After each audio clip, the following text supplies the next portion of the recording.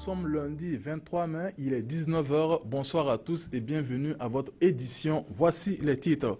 Les travaux de levée pour une cartographie géologique du Burkina Faso viennent d'être lancés à Fada, dans la région de l'Est. L'objectif est de disposer d'une base de données précise pour mieux gérer les ressources minières dont regorge notre sous-sol. Et puis l'Institut africain de management commémore la journée de l'intégration africaine, une journée célébrée chaque 25 mai, une occasion de découverte de quelques aspects culturels de plusieurs communautés africaines. Une cartographie géologique à l'échelle 200 millième du Burkina Faso sera bientôt disponible. Les travaux de levée viennent d'être lancés à Fada par le ministre en charge des mines. Une cartographie qui s'inscrit dans le cadre du projet d'appui au développement du secteur minier. À terme, elle va permettre à l'État de disposer d'une base de données fiable du potentiel minier et surtout attirer les investisseurs dans ce secteur important de notre économie. Yacouba Kina, Lambert Soma. Disposer de nouvelles informations géoscientifiques susceptibles de favoriser la mise en valeur des indices connus et la découverte de nouveaux sites à potentiel minier, c'est l'objectif du programme d'appui au développement du secteur minier PADSEM. Cette volonté s'est traduite à travers le lancement de la composante levée géologique et cartographique des zones de Fada-Ngourma et Diapaga à l'est et de Sendou dans les Cascades. C'est un élément très important qui est nécessaire et qui est fondamental donc pour pouvoir pérenniser notre industrie minière.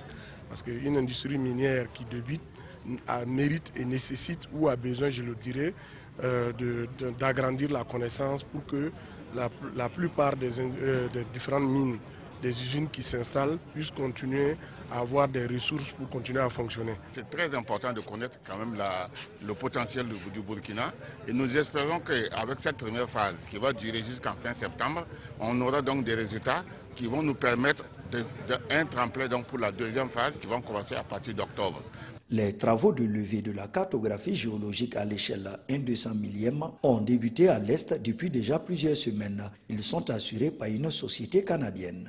Nous avons commencé à faire des prélèvements en vue des analyses lithogéochimiques, prélèvements sur d'anciens points d'observation sur lesquels nous manquait de l'information. Le programme d'appui au développement du secteur minier PADSEM est doté d'un fonds de 16,5 milliards de nos francs.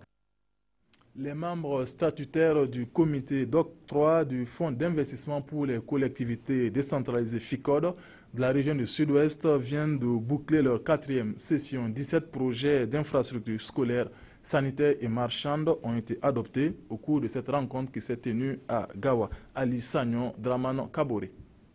Les membres du comité d'octroi du Fonds d'investissement pour les collectivités décentralisées du Sud-Ouest se sont retrouvés en conclave pour examiner et approuver l'ensemble des projets que les collectivités de la région ont présentés au FICOD pour cette année 2016. Au cours de cette 4e session, 17 projets ont été adoptés pour un montant de plus de 980 millions de francs CFA. On avait 17 projets qui touchait le domaine de l'éducation primaire, le secondaire, à travers le CEG, le domaine sanitaire également, au niveau des domaines marchands, à travers les marchés, les boutiques de rue que les collectivités ont sollicité auprès du FICOD. Les 3 derniers comités du FICOD ont octroyé au total 30 projets au profit de 30 communes de la région du Sud-Ouest pour un montant d'environ 1,7 milliard de francs CFA. La situation d'exécution de nos jours, c'est que sur les 30 projets approuvés, il y a 16 qui sont exécutés, totalement réceptionnés et qui est mis en service. Tous les projets qui touchent le domaine social, l'éducation, la santé, chaque commune bénéficiaire contribue à 5% et 12% pour la réalisation des infrastructures marchandes. À terme, ces infrastructures contribueront à améliorer les ressources financières des collectivités, les conditions d'apprentissage des élèves, mais aussi elles permettront d'accroître les capacités d'accueil tant au niveau scolaire qu'au niveau sanitaire des communes. La défunte structure OUA créée à Addis Abeba en 1963 et qui a fait place à l'Union africaine depuis plus d'une décennie déjà, célèbre chaque 25 mai la journée de l'intégration africaine.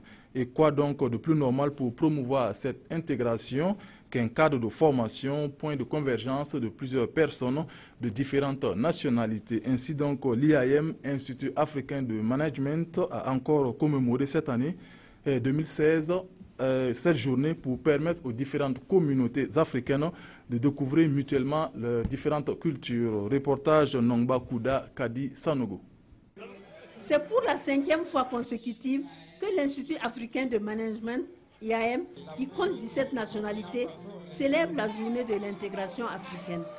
Journée de souvenirs, de partage et de communion pour les différentes communautés vivant au Burkina. Une occasion pour découvrir un pan de la culture de leur pays et d'apprendre la culture des autres. IAM, comme je le disais, c'est l'Afrique en miniature. Avec 17 nationalités, on se doit de célébrer l'Afrique. Parce que ces étudiants ont appris à s'accepter, à se côtoyer, à s'entraider. Et nos dirigeants doivent prendre l'exemple sur eux et faire tomber les barrières pour un développement durable et réussi de l'Afrique. Le parrain de la cérémonie n'a pas manqué d'apprécier cette initiative de l'Institut africain de management. Aujourd'hui, l'intégration africaine est célébrée à travers la culture. Je pense que c'est quelque chose qui est très important. Sans la culture, aucun peuple ne peut se développer de façon durable.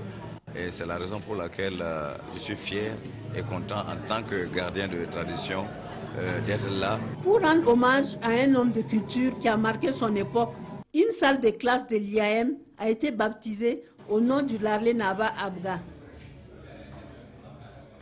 Le réseau des jeunes entrepreneurs du Faso a animé un point de presse à Waiguya en prélude à un forum et une foire prévue du 25 mai au 4 juin. Objectif de ces différentes activités, offrir à la jeunesse des opportunités d'auto-emploi. Irénée Kaboré, Herman Towe. Selon le recensement général de la population de 2006, près de 80% de la population burkinabé a moins de 35 ans. Force est de constater que cette frange jeune de la population est confrontée à des problèmes de chômage et de sous-emploi. La région du Nord est l'une des régions les plus frappées par ce fléau. C'est pour venir à bout de ces phénomènes que le réseau des jeunes entrepreneurs du Faso a initié cette rencontre pour présenter la première édition du Forum des jeunes entrepreneurs. Le Nord est classé dernier dans toutes les régions en termes de chômage, de sous-emploi.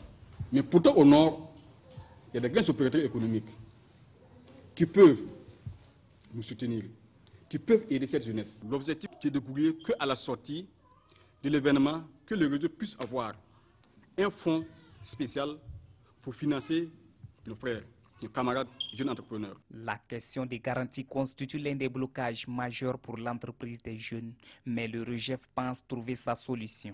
Un jeune qui a besoin de 200 000 francs pour son entreprise, qui part demander un crédit, on lui demande d'envoyer sa carte grise de sa moto. Et ce dernier n'a même pas un vélo. Qu'est-ce que ce dernier peut avoir comme garantie pour avoir un fonds? Créé en novembre 2011, le réseau des jeunes entrepreneurs du Faso compte environ 1500 membres sur toute l'étendue du territoire. Il est soutenu dans ses actions par plusieurs structures, dont le ministère en charge de la jeunesse. L'association Jeunesse, Culture et Développement, elle, de son côté, œuvre pour la création de cadres de concertation avec les jeunes. Une manière pour cette structure d'impliquer ces jeunes dans la gestion de la cité. Idrissa Warga, Kadou Romenki. Après les municipales du 22 mai prochain, l'AJCD, l'association Jeunesse, Culture et Développement veut mettre en place des cadres de concertation et d'échange avec les jeunes. C'est l'information majeure de ce point de presse qui vise plusieurs objectifs. Expliquer le concept du cadre de concertation au public cible qui sont les jeunes. Informer l'opinion publique et les futurs élus sur l'existence de ces cadres de concertation. Présenter le rôle des participants à ces cadres de concertation dans le processus de développement communal. Amener les jeunes à participer à la gestion des collectivités locales à travers le contrôle de l'action des élus. Des élus qui ont un devoir de redevabilité vis-à-vis de leur population. D'où la nécessité pour la JCD d'inviter les jeunes à prendre part à la gestion des communes. Si le projet se propose de former, sensibiliser et informer les jeunes en vue de la pleine participation aux élections, son action devra se poursuivre aussi après les élections. C'est surtout en cela qu'en tant qu'organisation de la société civile, elles permettront à leurs membres de savoir ce que font les élus en termes d'action contribuant au développement effectif de leur commune ou arrondissement. L'association Jeunesse, Culture et Développement est une organisation apolitique.